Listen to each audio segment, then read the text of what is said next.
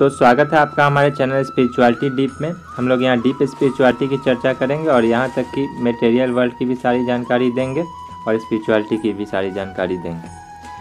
तो सुख अनंत मात्रा का होता है, अनंत काल के लिए होता है, प्रत्येक क्षण वर्धमान होता है। ऐसा सुख हम लोग चाहते हैं, क्यों? इसलिए आप फिलॉसफी पर ध्यान दीजिए। 3 तत्व सनातन तत्व हैं, खाली हम ही लोग नहीं हैं, हमारे अतिरिक्त 2 और हैं। अतच ज्ञेयम नित्यमेव वत्म संस्थम नतः परम वेदितव्यम विकिंचित भोक्ता भोग्यम प्रेरित रंचमात्व सर्वम प्रोक्तम त्रिविधम ब्रह्म में तत्। श्वेतर उपनिषद के पहले अध्याय का 12वां मंत्र। ये मंत्र अनेक वेदों में, अनेक उपनिषदों में, नारद परिव्राजक उपनिषद में भी ये मंत्र है। 9वें अध्याय का 11वां मंत्र। ये मंत्र कहता है कि 3 तत्व हैं सनातन, एक वो, एक मैं, एक ये। वो माने भगवान, मैं माने तो आप लोग जानते ही हैं, नहीं जानते अच्छा हम जना देते हैं। जब आप लोग कहते हैं आज रमेश मर गया, तो वहाँ आप क्या अनुभव करते हैं कि शरीर पड़ा है और रमेश चला गया। तो चला गया शरीर छोड़कर, वही है मैं। उसके अनेक नाम है, कोई आत्मा कहता है, कोई जीव कहता है, कोई सोल कहता है, अनेक नाम है। कुछ भी नाम रख दो, वो मैं इस शरीर से अलग है। तभी तो आप लोग जिसको हमेशा रमेश कहते थे, रमेश आओ, रमेश चला गया, रमेश मुंबई गया, रमेश दिल्ली गया, आज जब वो मर गया, शरीर से निकल गया, तो आप कहते हैं शमशान घाट जाना है। अरे वो रमेश है वहीं, नहीं वो तो चला गया। यानी आप लोग बड़ी नॉलेज रखते हैं, ये जानते हैं कि जो चला गया वो है जीव आत्मा, तो फिर अपने को शरीर क्यों मानते हैं? बस उद्धव ने भगवान से पूछा, महाराज मूर्ख किसे कहते हैं भागवत में? तो भगवान ने उत्तर दिया, मूर्खो देहाद्य देहम बुद्धि। जो आत्मा को देह मानता है बस उससे बड़ा कोई मूर्ख नहीं, और ऐसे मूर्ख सब हैं। अरे कोई को छोड़ दो, जैसे कि तुलसी, सूर, मीरा, कबीर, नानक, तुकाराम, शंकराचार्य, वल्लभाचार्य, बाकी सब मूर्ख हैं। लेकिन आप लोगों को कोई मूर्ख कह दे हैं, क्या कहा?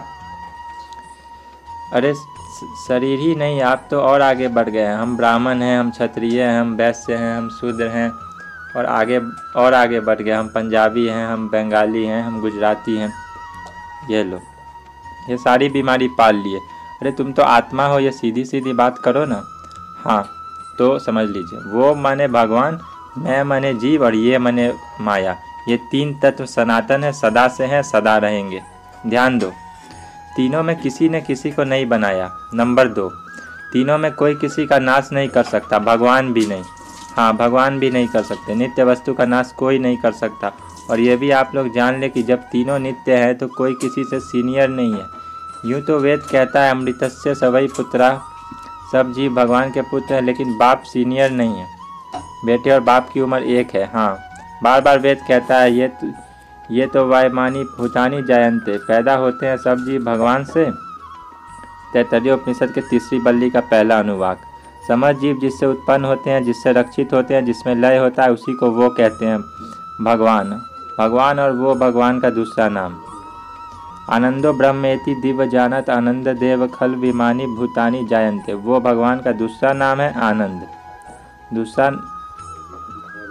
और एक और नाम है चिदानंद, तीसरा नाम है सच्चिदानंद। ये 3 नाम समझ लो। सच्चिदानंद, सत का जब लय हो जाता है चित्त में तो चिदानंद, और सच्चित का लय हो गया आनंद में तो आनंदो ब्रह्म। हाँ, तो वो आनंद है, हम उसके क्या हैं?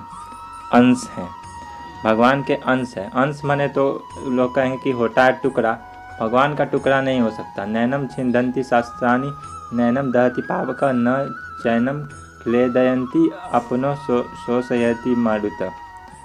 अच्छेदयो यम अध्यायो यम अक्लेद्यो शोष्य एवच। गीता के 2 अध्याय का 23वां और 24वां श्लोक। अरे आत्मा के टुकड़े नहीं हो सकते, भगवान के कैसे होंगे?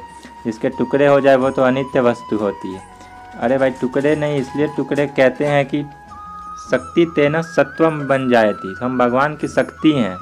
भूमि रापो नलो वायु खम मनो बुद्धिरेव च चंकार इतियम में भिन्न प्रकृतिर अष्टधा।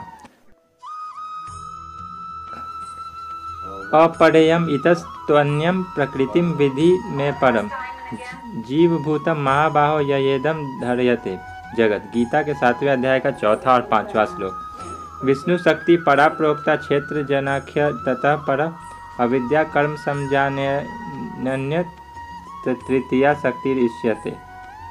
विष्णु पुराण 6-7-61। यानी हम भगवान की शक्ति हैं पराशक्ति। परा माने श्रेष्ठ और एक है अपरा।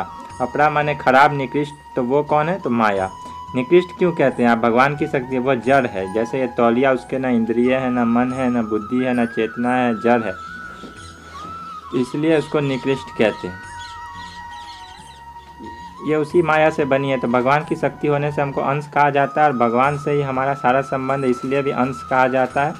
दिव्यो देव एको नारायणो माता पिता भ्राता निवास शरणम सुहृद गति शुभलो उपनिषद के 6ठे अध्याय का 4था मंत्र।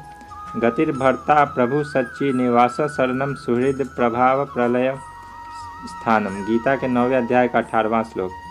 येषम अहम प्रिय आत्मा सुतश्च सखा गुरु सुहृदो देवमिस्तम। कपिल देव जी ने कहा था अपनी माँ से, मैं ही सब जीवों का सब कुछ हूँ, माँ बाप गुरु जो कुछ भी कहो।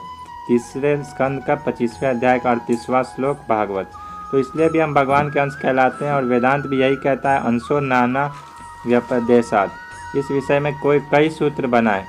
मंत्र वर्ण च अपि च स्मर्जते प्रकाश दिवत नैवम परस्मरन्ति च। इतने सारे वेदांत सूत्र है कि सब जीव भगवान के अंश हैं। स्वकृत पुरे स्वमिश बहिरंत रसम वर्णनम तब पुरुषम वदंत्य किल शक्ति ऋतोंश सकृतम। 10वें स्कंद के 87वें अध्याय का 20वां श्लोक भागवत। सब जीव अंश हैं। खुलेआम भगवान ने गीता में कहा, मामेव अंश जीवलोके जीवभूत सनातन। सनातन अंश है मेरे सब जीव, इसलिए हम आनंद के अंश होने के कारण ही सब के सब जीव बिना किसी के सिखाए पढ़ाए नेचुरल आनंद ही चाहते हैं, चाहेंगे, चाहना पड़ेगा। जब तक आनंद न मिल जाएगा, हमारा प्रत्येक वर्ग चिंतन से लेकर प्रैक्टिकल तक आनंद के लिए ही होगा। अब ये आनंद कैसे मिलेगा, ये हम लोग आगे के वीडियो में चर्चा करेंगे।